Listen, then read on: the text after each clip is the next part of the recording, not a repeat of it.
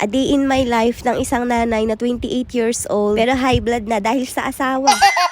Mababa na ang potassium, tinamaan pa ng trangkaso, hala sige pagsabay-sabayin nyo na. Pero syempre, bago ngayon, hi, hello, welcome to my vlog. Bali ito pa nga yung araw na nag-assemble nga kami ng bago kong storage cabinet dito sa bahay. Ngayon ko lang talaga ito maia-upload dahil nung mga nakaraan, meron nga akong bisita dito sa bahay. Tapos nung umuwi sila na ospital at nagkatrangkaso naman ako, dapat talaga pahinga lang ako ngayon pero hindi ko talaga matiis na wala naman akong ginagawa. Pero matagal ko naman na na-edit tong video na to, voice over na lang talaga yung ginawa ko ngayon. Bali ayun na nga, nakwento ko nga sa inyo na gusto kong palitan yung mga damitan namin para kahit papano lumuwag nga dito sa bahay. And sa mga nanghihingi nga pala ng pinaglumaan kong cabinet na ko, yung isa na ibigay ko na dun sa kapatid ko, tapos yung isa naman nilagay ko sa labas. Pinalit ko dun sa pinaglalagyan ko ng mga abubot dahil kapag ka umuulan nababasa. Bali ayan, ganyang pwesto pa nga rin yung ginawa namin sa cabinet. Pero tinry din naman namin na isandal siya sa pader pero hindi talaga bagay. Yung ref at washing naman pinagtabi namin tapos nakaharap dito sa cabinet. Pero habang nag-aayos nga ako ng mga damit namin dito, naisip ko nga na what if ilabas ko na lang yung washing. Grabe, sobrang hirap magdesisyon lalo na kung maliit lang talaga yung space mo sa bahay. Yung ref nga ginawan ko pa ng patungan dahil hindi talaga umaabot sa saksakan. Kaya ang ending, nilabas na talaga namin yung washing at wala namang problema doon kasi meron naman yung cover. Inorderan ko na rin ng mga mahabang hose dahil kaysa gumawa ng gripo, makikiconnect na nga lang ako doon kila mama. So ayan yung mga panglakad nga namin na damit or pang-alis. Dito ko nilagay sa pinakailalim dahil madalang din naman kaming lumabas. Pero syempre dahil pamali-mali tayo ng desisyon sa buhay, may iba pa yan ng pwesto talaga. Sa totoo lang, nabawas na kasi talaga ako ng mga gamit ko dito sa bahay na hindi ko naman nagagamit. Dahil ate, konti na lang talaga, nakatayo na lang kaming matulog. Grabe naman yan, tulog na nga lang yung pahinga, mapapagod ka pa sa kakatayo. Hala, hindi.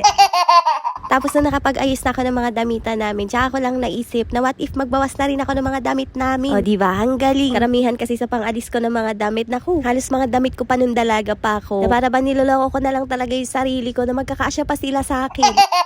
Pero nung nakaraan, sinubukan ko na talagang hindi kumain ng kanin, puro ulam at mga gulay-gulay lang. Dahil ate, sobrang bata ko pa talaga para ma-high blood, kaya hindi ako binibigyan ng gamot. Kaya ako naman sana yung mga ganung pagkain. Yun nga lang, bigla ako nawala ng gana. As in, parang nawalan ako ng panglasa. Tapos nasusuka ako sa mga amoy ng pagkain, pero hindi ako buntis.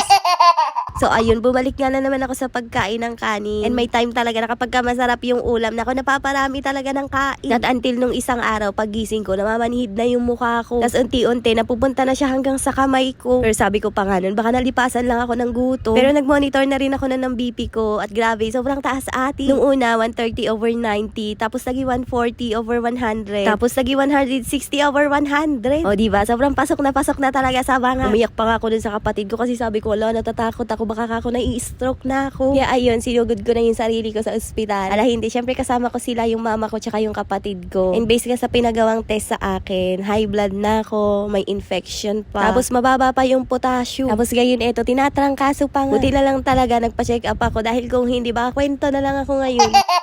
Kaya eto, back to diet era na naman tayo. Back to gulay-gulay na naaamoy ko pa lang talaga habang ini-steam, nauumay na ako. Pero okay na yun, kaysa naman maging kwento, no?